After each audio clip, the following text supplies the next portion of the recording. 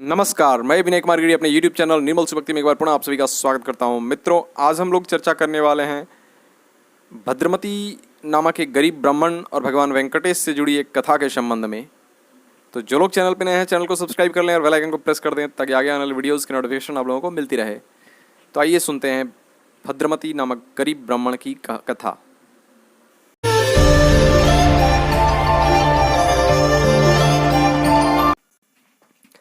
पूर्व काल में भद्रमती नामक एक श्रेष्ठ ब्राह्मण थे जो वेद वेदांगों के पारंगत पंडित थे, परंतु वे बड़े दरिद्र थे। उनके पास जीविका का कोई साधन नहीं था।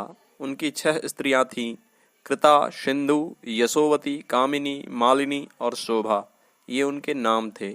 उनके गर्भ से ब्राह्मण ने 200 पुत्र उत्पन्न किए थे। वे सभी पुत्र आदि भूख से पीड़ित हो रहे थे।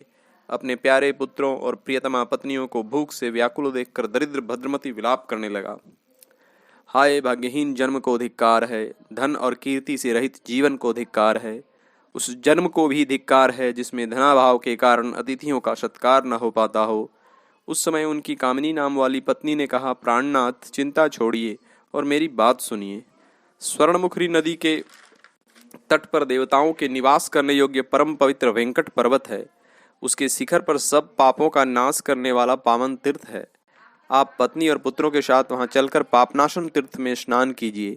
एक बार जब मैं छोटी थी तब नारद जी ने मेरे पिता को उस तीर्थ की महिमा बताई थी और कहा था, वहां भूमि दान करने पर इहलोक और परलोक में समस्त कामनाओं की पूर्ति होती है।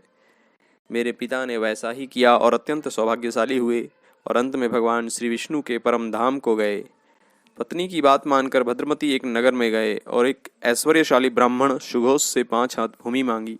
सुघोष भी बड़े धर्मात्मा थे। उन्होंने ब्राह्मण भद्रमती का यथोचित सत्कार किया और सहर्ष 5 हाथ भूमि दान में दे दी।